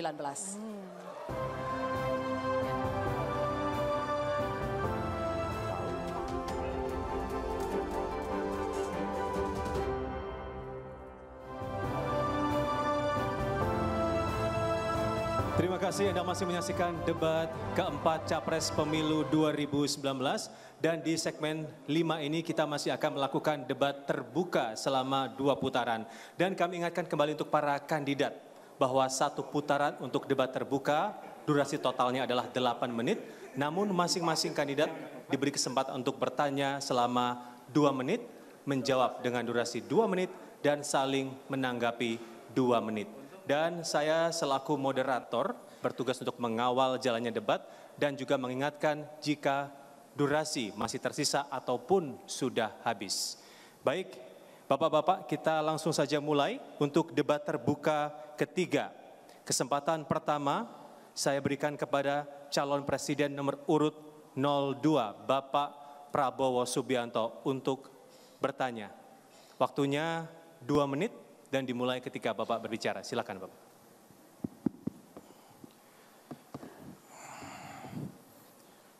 Pak Jokowi yang saya hormati dan yang saya banggakan, kita paham dan kita mengerti bahwa tugas pemerintah utama adalah melindungi segenap tumpah darah bangsa kita. Ada satu hal yang merisaukan, mengganjal di banyak warga negara, Pak. Dalam suatu tinjauan strategis tentang core national interest suatu bangsa, kepentingan nasional inti suatu bangsa, terutama adalah keutuhan wilayah, ya, kedaulatan teritorial. Dalam pandangan itu, secara strategis pertahanan keamanan, sedikit negara di dunia yang mengizinkan pelabuhan-pelabuhan dan lapangan-lapangan terbang, bandara-bandara dioperate oleh pihak asing, Pak. Bukan kita anti asing. Ini menyangkut national security, kedaulatan nasional. Kami khawatir kalau semua pelabuhan dan bandara dioperate oleh perusahaan asing, suatu saat kepentingan nasional kita tidak cocok, bisa ditutup, Pak, saluran nafas kita. Pelabuhan dan bandara adalah saluran nafas suatu bangsa. Kami di tentara dilatih untuk mengamankan objek vital strategis. Dan dalam setiap latihan perang, sasarannya selalu objek vital, apakah itu pelabuhan, bandara, atau stasiun kereta api, atau persimpangan jalan. Tapi pemerintah Bapak terlalu banyak mengizinkan perusahaan asing. Terima kasih Bapak Prabowo Subianto, waktunya sudah habis. Silakan Bapak Joko Widodo untuk menjawab. Waktunya masih sama Bapak, 2 menit. Kami persilahkan. Saya melihat Pak Prabowo ini terlalu sangat khawatir dengan sebetulnya negara lain juga melakukan. Karena anggaran kita yang terbatas, tentu saja kita mengundang investasi untuk berinvestasi di Indonesia. Tetapi dalam hal sekali lagi, dalam hal menyangkut kedaulatan, tidak akan kita berikan 1 senti pun kedaulatan kita kepada negara lain. Tetapi ini adalah sesuatu yang berbeda. Ini adalah investasi yang itu dilakukan oleh perusahaan, bukan oleh sebuah negara. Oleh sebab itu, negara-negara lain juga semuanya melakukan itu dan tidak pernah ada masalah. Saya tidak untuk hal-hal yang tentu saja, untuk hal yang sangat strategis, misalnya yang berkaitan dengan pembangunan alutsista, nah itu kita mungkin harus lebih hati-hati. Atau yang berkaitan dengan radar udara, kita harus hati-hati. Atau yang berkaitan dengan radar maritim kita harus hati-hati. Tetapi kalau untuk bandara, pelabuhan, saya kira semua negara juga melakukan hal yang sama dan tidak ada masalah. Yang paling penting menurut saya pengelolaan itu kita ada di dalam. Manajemen kita ada di dalam. Manajemen kita mengendalikan. Bahwa itu berpartner saya kira tidak, buat kami tidak ada masalah. Nyatanya saya berikan contoh. Freeport bertahun-tahun kita hanya dapat 9%, juga enggak ada masalah. Setelah kita ambil menjadi 51%, ya kita bisa ikut dalam mengelola tambang yang ada di. Baik, terima kasih Bapak Joko Widodo. Waktunya sudah habis. Silakan duduk kembali. Dan saya persilakan kepada Bapak Prabowo untuk menanggapi. Waktunya sama Bapak, 2 menit.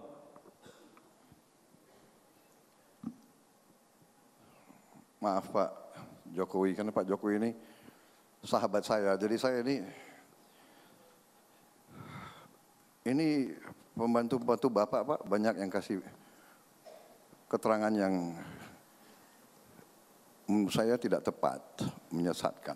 Jadi masalah bandara, masalah itu bagi kami dalam strategi perang itu masalah strategik Pak, bukan masalah dagang, bukan masalah ekonomi, masalah strategik. Waktu kita masih miskin, GDP kita mungkin terendah di Asia, Bung Karno membuat angkatan perang yang terkuat di Asia Tenggara.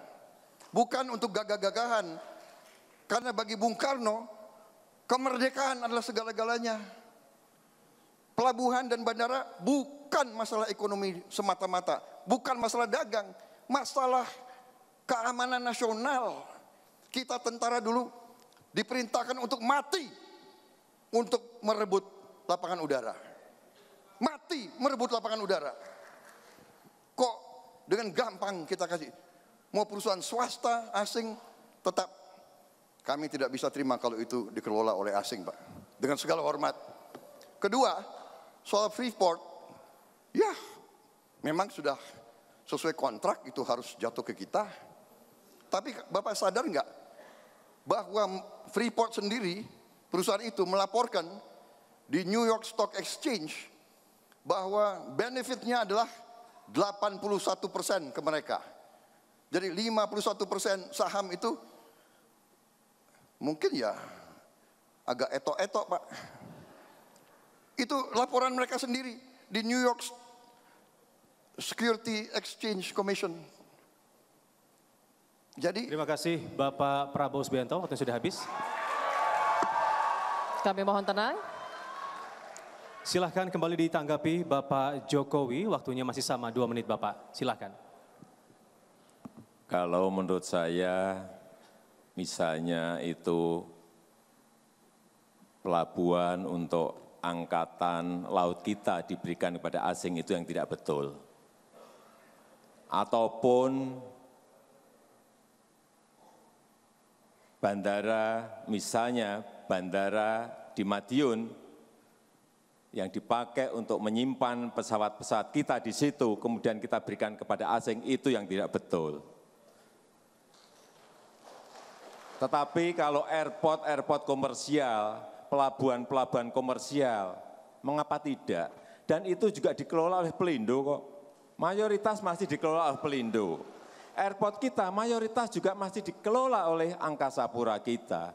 Jadi menurut saya dalam hal untuk transfer of knowledge, transfer of teknologi, transfer of management, transfer of system, kenapa tidak kita berpartner dengan perusahaan-perusahaan yang memiliki kemampuan manajemen yang lebih baik.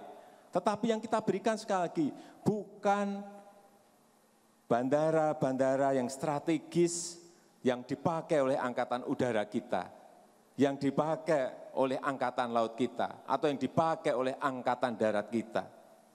Saya kira ini sangat berbeda sekali Pak Prabowo, pandangan kita dan sekali lagi, investasi-investasi seperti itu masih kita perlukan dalam rangka membangun infrastruktur di negara kita yang sangat ketinggalan dari negara-negara lain.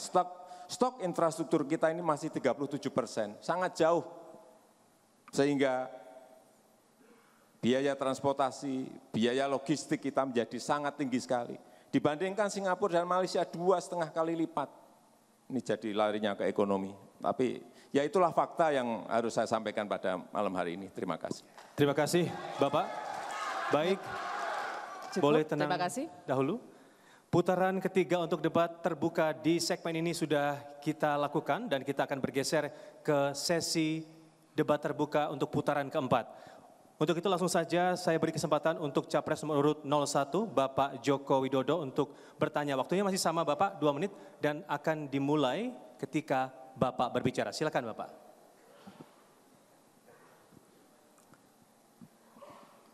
Ini bidang politik luar negeri. Pertanyaan saya, apa pandangan Bapak mengenai konflik di Rakhine State? Terima kasih. Waktunya masih ada, Pak Jokowi? Cukup? Baik, terima kasih. Langsung saja akan dijawab oleh Capres nomor urut 02 Bapak Prabowo Subianto. Waktunya juga sama Bapak, 2 menit. Dan akan dimulai ketika Bapak berbicara. Silakan. Yang Bapak maksud Rakhine State di Myanmar. Jadi kita prihatin dengan apa yang terjadi kepada masyarakat Rohingya. Ini juga oleh PBB sudah ditegur, saya kira berkali-kali pemerintah Myanmar.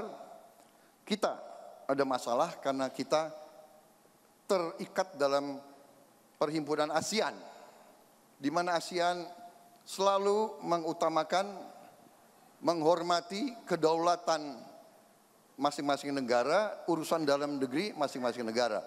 Tetapi tentunya kalau PBB saja sudah menilai bahwa di situ ada kemungkinan genosida, genocide atau ethnic cleansing, saya kira ini menjadi masalah yang sangat-sangat mengusik kita.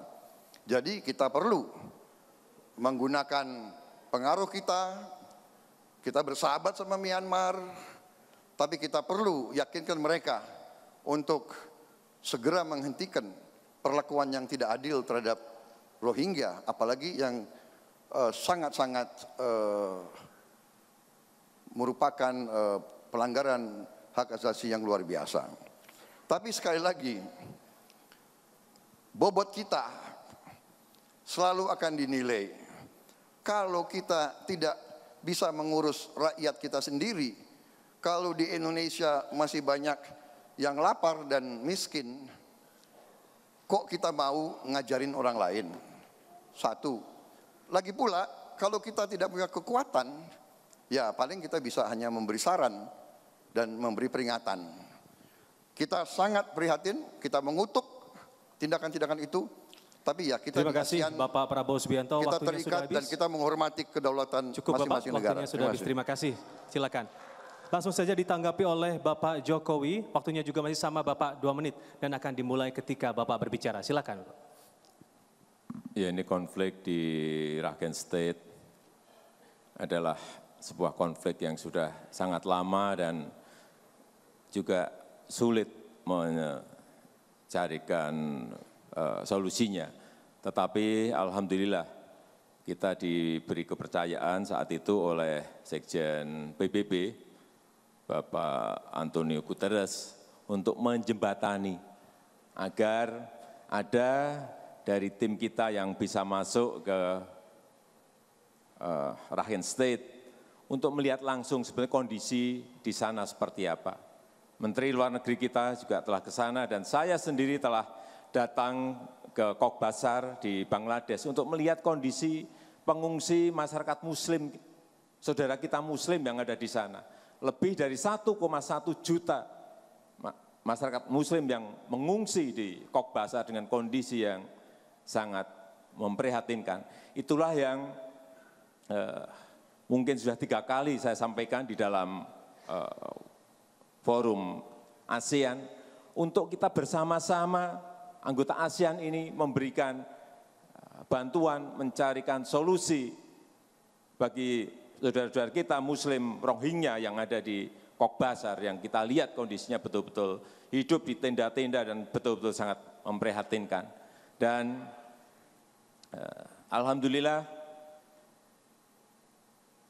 desakan kita, tekanan kita terhadap pemerintah Myanmar untuk segera menyelesaikan repatriasi di Cox's Bazar untuk kembali lagi ke Rakhine State itu mulai memberikan hasil, tetapi ke depan saya kira proses-proses menjembatani seperti inilah yang ingin kita perankan dalam rangka ikut dalam perdamaian dunia. Terima kasih, waktunya habis Bapak Jokowi. Silakan langsung ditanggapi Bapak Prabowo. Mohon tenang. Silakan langsung ditanggapi Bapak Prabowo, waktunya juga masih sama, 2 menit. Silakan Bapak.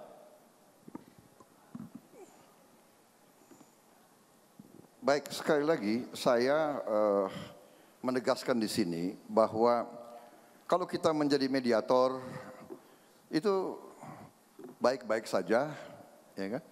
Kita menjadi a nice guy gitu untuk mendamaikan, mediator dan sebagainya, itu tidak ada masalah. Itu saya juga mengakui itu mungkin prestasi pemerintah Bapak, ya. Tetapi saya kembali menganggap ada hal yang mungkin Bapak tidak merasakan, bahwa sebenarnya kita tidak terlalu dihormati, Pak, di luar Indonesia. Kita tidak terlalu dihormati karena mereka tahu Indonesia ini ya selalu hutang banyak, mata uang lemah, iya kan, import makan, negara agraris import makan luar biasa. Di mana kita dihormati? Maaf, Bapak pemerintah, ya pasti protokol yang jemput. Kita rakyat biasa, kita tidak dihormati di ASEAN. Kita tidak dihormati oleh komunitas wartawan asing di Jakarta. They always say Indonesia is a nation of great potential and will always be a nation of great potential. Indonesia negara yang akan punya potensi besar dan selalu akan punya potensi besar. Itu ejekan mereka kepada kita. Jadi kalau kita mau jadi nice guy, mediator, monggo. Saya berjuang agar Indonesia dihormati. Indonesia kuat. Indonesia berdiri di atas kaki kita sendiri. Indonesia mensejahterakan rakyatnya, dihormati karena rakyatnya sejahtera, bukan karena rakyatnya miskin. Kita tidak akan import bahan makanan dari luar negeri. Itu Prabowo Sandi. Terima kasih. Terima kasih Bapak, waktu sudah habis. Boleh kita berikan apresiasi untuk kedua pendukung 02 dan juga 01. Boleh memberikan apresiasinya, silakan. Boleh tepuk tangan. Ya, Dengan jawaban dari Capres nomor 02 ini menandakan bahwa debat terbuka 4 putaran sudah selesai dilakukan. Namun debat malam hari ini belum selesai. Kita masih ada sesi berikutnya atau di segmen berikutnya yaitu pernyataan penutup dari kedua kandidat. Tetaplah bersama kami di debat keempat Capres Pemilu 2019.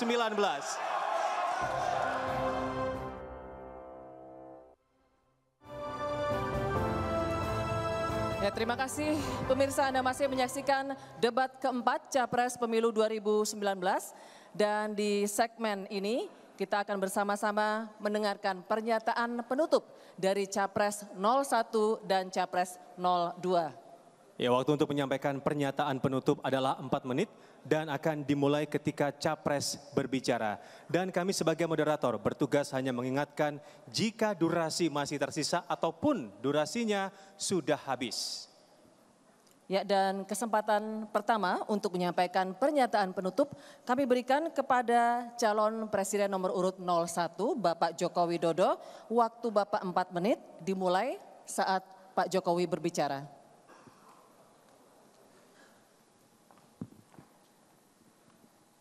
Rakyat Indonesia yang saya cintai, saya dan Pak Kiai Haji Ma'ruf Amin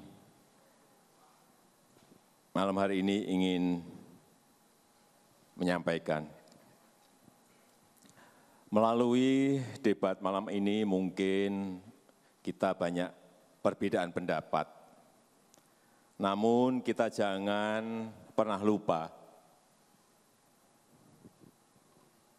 bahwa yang terpenting bukanlah tentang debat, melainkan tentang masa depan dan kesejahteraan rakyat kita Indonesia. Juga tentang memahami dan menyayangi rakyat, negara, dan bangsa ini. Juga tentang bagaimana mendengarkan dan mencarikan solusi bagi persoalan-persoalan negeri ini. Pak Prabowo, saya ini senang naik sepeda. Saya senang naik sepeda. Dan sering ketika naik sepeda, rantainya putus. Tapi percayalah kepada saya Pak Prabowo, bahwa rantai persahabatan kita, rantai persahabatan saya dan Pak Prabowo, yakinlah tidak akan pernah putus. Juga tali persahabatan saya, Pak Ma'ruf Amin, dengan Pak Prabowo dan Pak Sandiaga Uno juga, yakinlah insya Allah juga tidak akan pernah putus tali persahabatan, tali silaturahmi di antara kita. Terima kasih. Wassalamualaikum warahmatullahi wabarakatuh. Pak Jokowi, masih ada waktu, apakah akan melanjutkan? Sudah cukup? Baik, terima kasih Pak Jokowi. Baik, selanjutnya saya persilahkan untuk Capres nomor 02, Bapak Prabowo Subianto untuk memberikan pernyataan penutup. Waktunya sama Bapak, 4 menit dan akan dimulai saat Bapak berbicara. Silakan Pak. Jadi memang karena ini debat Pak, ya kan, audiens kalau lihat kita terlalu bersahabat, mereka enggak. Jadi ini sulitnya memang ya gimana ya, saya juga bersahabat sama beliau, gimana? Kalau kita berbeda tentang kenegaraan. Kan begitu. Jadi inilah demokrasi kita inginkan, debat. Kadang-kadang maaf Pak, suara saya keras, saya ini setengah Banyumas, setengah Minahasa Pak. Bapak kan Solo. Oh, halus. Ya ini kalau Banyumas ini apa itu? Bataknya orang Jawa. Ini closing statement kok kayak begini. Jadi bagaimana gitu? Pokoknya percaya Pak, saya juga demikian. Saya hormat dengan Bapak, saya baik dengan Bapak. Ya kita berbeda. Tapi maaf Pak, hati-hati Pak, yang ABS sama Bapak itu loh. Saya ini kenal banyak presiden Pak. Pak Harto saya kenal, Pak Habibie. Dan sudah lama jadi orang Indonesia. Terlalu banyak Pak, ABS. Bagus Pak, bagus Pak, bagus Pak. Tapi saya juga yakinkan Bapak, saya tetap bersahabat, tokoh-tokoh semua, sahabat saya, Pak Ibu Mega, Mbak Yeni, semua sahabat-sahabat saya, Mas Pram. Jadi kita pun tidak akan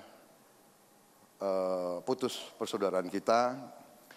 Kita berjuang untuk rakyat sama-sama, biarlah rakyat yang menentukan yang terbaik untuk bangsa kita. Terima kasih. Waktunya masih ada, Pak Prabowo, mau dilanjutkan? Ya kalau udah mau apa lagi? Baik, terima kasih Pak Prabowo. Baik, tenang hadirin dan juga pemirsa. Dengan pernyataan penutup